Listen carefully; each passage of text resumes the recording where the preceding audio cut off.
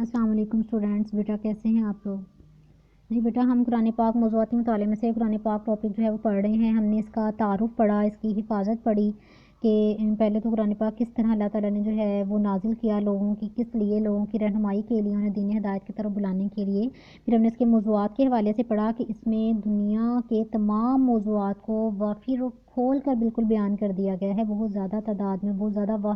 مطلب کہ صحیح تعداد میں، صحیح جو ہے وہ لوگوں کو اس میں خیر و شر اخلاقی کوئی بھی آپ پہلو اٹھا کے دیکھ لیں، کوئی بھی ایسی چیز نہیں ہے جس میں اس کے بارے میں بیان نہیں ہوا۔ پھر بیٹا ہم نے حفاظت کے حوالے سے اس کو پڑھا کہ ایک محفوظ ترین کتاب ہے اور اس کی حفاظت کا ذمہ اللہ تعالیٰ نے لیا ہے۔ کیسے اللہ تعالیٰ جو ہے اس کو محفوظ طریقے سے اب تک ہم تک یہ پہنچا ہے، اس میں کوئی زیر و زبر یا کوئی بھی شدم نقطے کی غلطی نہیں ہے، یہ بالکل صحیح طور پر ہم تک یہ کتاب جو ہے یہ پہنچی ہے۔ یہ آپ صلی اللہ علیہ وسلم پر جو ہے وہ ایک ہی وقت میں نازل نہیں ہوئی، بلکہ تھوڑا تھوڑا کر کے جو ہے وہ 23 سال کے عرصے میں نازل ہوئی۔ اور جب یہ کوئی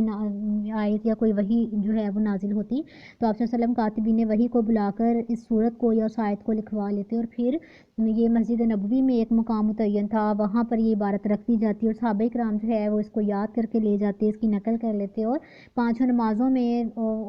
یا مختلف اوقات میں اس کی تلاوت کرتے اور اس کو یاد کرتے۔ اور یہ کام صرف صحابی نہیں کرتے تھے بلکہ صحابیات بھی کرتی تھیں۔ ایون آپ صلی اللہ علیہ وسلم کی زندگی میں ہی جو ہے یہ بہت سی امہات المؤمنین کو اور بہت سے صحابہ کرام کو یہ قرآن پاک جو ہے وہ یاد ہو گیا تھا۔ پھر آپ صلی اللہ علیہ وسلم کی رحلت کے بعد حضرت ابو بکر نے جو ہے وہ اس کی جتنی بھی جہاں پر لکھا ہوا تھا ان تمام چیزوں کو جہاں پر یہ لکھا گیا تھا اس کو یکجا کروایا اور ایک جگہ پر اکٹھا کر کے محفوظ کیا۔ اس کی آیات اور صورتوں کے نام ویسے ہی رکھے گئے، ویسے ہی ترتیب دیے گئے جیسے کہ جو ہے آپ صلی اللہ علیہ وسلم کے حکم سے یہ مقرر ہوئی تھی۔ تو حضرت عثمان نے اپنے عہد خلافت میں، حضرت عثمان نے اپنے دور حکومت میں اس کی بہت سی جو نقول ہیں وہ تیار کروائی اور مختلف جو دارالحکومتیں ہیں ان میں اس کا ایک ایک نسخہ جو ہے وہ بھجوا دیا۔ اب بیٹا ہم اس کے فضائل کی طرف بات کرتے ہیں، اس کے فضائل کو پڑھتے ہیں کہ قرآن کریم جو ہے وہ اس میں جو کچھ بھی بیان ہوا ہے، جو چیزیں بھی اس میں بیان کی گئی ہیں وہ تمام چیزیں حقیقت پر مبنی ہیں، وہ یقینی علم ہے کہ حقیقت کی بنیاد پر ہی مبنی ہے، اس میں کوئی کسی قسم کا شک و شبہ نہیں ہے۔ اس میں ہر زمانے اور ہر خطے کے تمام انسانوں کے لیے مکمل ہدایات اور رہنمائی موجود ہے۔ اس میں ہر زمانے کے لوگ، ہر خطے کے لوگ، وہ کسی دنیا، آپ نے دیکھا ہوگا بیٹا قرآن پاک جو ہے وہ صرف عربک زبان میں نہیں، اور نہ ہی اس کا عربک زبان میں تو نازل ہوا نا، لیکن اب اس کی صرف ٹرانسلیشن اس کی اردو میں نہیں ہوئی، بلکہ ہر خطے کے ہر جگہ پر رہنے والے جو لوگ ہیں انہوں نے اس کو جو ہے اپنے مطابق اس کو ٹرانسلیٹ کیا ہے تاکہ اس کو جو ہے وہ ہر زبان میں قرآن پاک کا ترجمہ جو ہے وہ کیا جا چکا ہے کہ اس زبان کے جو مسلمان لوگ ہیں وہ اس کو پڑھ سکیں اور اسے ہدایت جو ہے وہ حاصل کر سکیں۔ اور اس میں قیامت تک آنے والے اب سے لے کر قیامت تک آنے والے تمام واقعات، تمام حالاتوں جو ہے اس کے بارے میں اس میں بیان کر دیا گیا ہے، اور ہر خطے کے انسانوں کو اس سے مکمل طور پر ہدایت جو ہے اور رہنمائی مل سکتی ہے۔ کوئی بھی ایسا موضوع نہیں ہے جو کہ قرآن پاک میں نہ بیان کیا، ہر قسم کا خیر و شر، حلال و حرام، اس میں جو اخلاقی تعلیمات ہیں، زندگی کے تمام پہلو، ایون انسان کی افرادی اور اجتماعی زندگی اور تمام معاشرتی علوم دیکھ لیں، حقوق و فرائض کے حوالے سے اقتصادی امور دیکھ لیں، کوئی بھی ایسا امر نہیں ہے، وہ اخلاقی ہو، بین الاقوامی ہو، سیاسی ہو یا کوئی بھی معاملہ ہو، ایسا نہیں ہے کہ قرآن پاک میں اس کو بیان نہیں کیا گیا، بلکہ ہر ایک چیز کو قرآن پاک میں واضح طور پر جو ہے وہ بیان کر دیا گیا ہے، اور اس میں کوئی بھی ایسی چیز نہیں ہے جو کہ غیر حقیقت پر مبنی ہو، وہ یقینی علم ہے اور حقیقت کی ہی بنیاد پر مبنی ہے، اور اس میں کسی قسم کا کوئی شک جو ہے وہ نہیں ہے اور کوئی شبہ اس میں نہیں پایا جاتا۔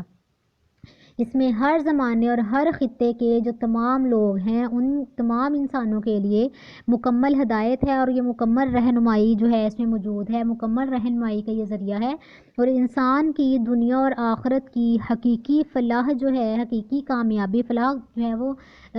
کامیابی کو کہتے ہیں نا، کامیابی کو، تو انسان کی جو دنیا اور آخرت کی حقیقی فلاح ہے، حقیقی فلاح کا دار و مدار جو ہے وہ اسی پر عمل کرنے سے ہے۔ ٹھیک ہے کہ انسان کی دنیا اور آخرت کی حقیقی فلاح جو ہے، دنیا کی کامیابی اور آخرت کی کامیابی تبھی اسے حاصل ہو سکتی ہے، تبھی ایک انسان دنیا میں بھی اور آخرت میں بھی کامیاب ہو سکتا ہے جب وہ جو ہے اس پر عمل کرے اور اسی کے مطابق اپنی زندگی گزارے۔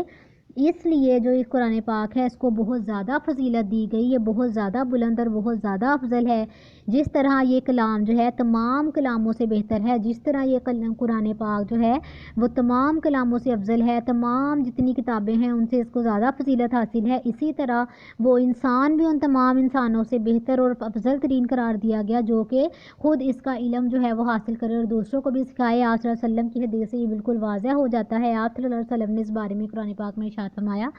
خیرکم من تعلم القرآن وعلمہ، کہ تم میں سے بہتر وہ شخص ہے جس نے قرآن کو سیکھا اور سکھایا، یعنی کہ قرآن پاک کو پڑھنے کی، اس کو سیکھنے کی اور سکھانے کی کتنی زیادہ فضیلت جو ہے وہ بیان کر دی گئی کہ آپ صلی اللہ علیہ وسلم نے اس کو یہ کہہ دیا کہ وہ تمام لوگوں میں سے تم میں سے بہتر ہے جو کہ خود بھی قرآن پاک کو سیکھتا ہے اور دوسروں کو سکھاتا ہے۔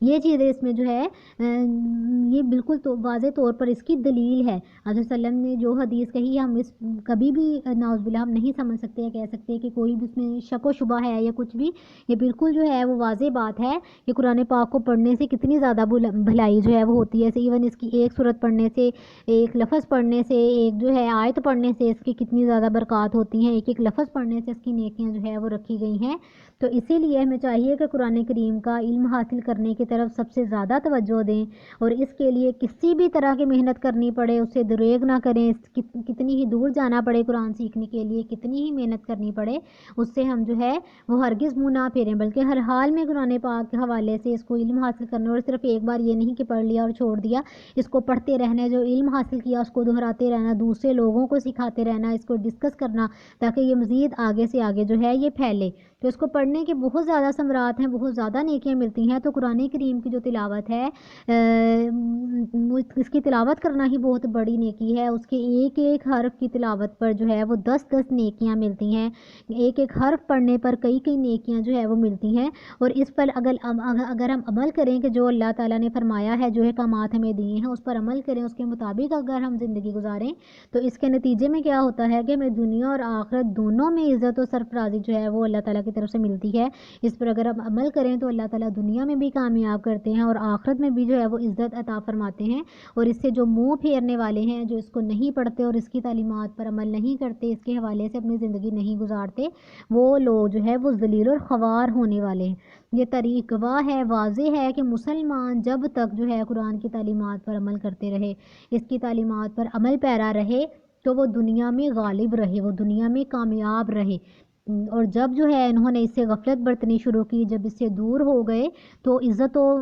سربلندی سے محروم ہو گئے۔ پہلے بیٹا جو آپ کو بتایا کہ یہ ہم واضح طور پر جانتے ہیں کہ پہلے قرآن پاک کی تعلیمات کو پڑھ کے یا مسلمان اتنی تعلیم میں جو ہے وہ لے گئے تھے کہ ہر جگہ پر انہی کا دور دورہ تھا، انہی کے جو قرطبہ کی جو یونیورسٹیاں تھیں، یہ بڑے بڑے جو ہے وہ اندلس، آپ کو پتہ نا یہ پہلا نام ہے پیرس کا، اس کا فرانس کا پہلا نام ہے اندلس بھی، اور یہ جتنے وہاں پر تب مسلمانوں کی ہی حکومت تھی اور مسلمان کی لائبریریاں علم کے خزانوں سے بھری ہوئی تھیں، اور یہ جو ہے یہ قرآن پاک کی علم سے استفادہ کرتے تھے۔ جتنا وہ قرآن کے قریب رہے تھے تب تک وہ کامیاب ہیں، لیکن جب مسلمانوں نے قرآن سے دور ہونا شروع کر دیا،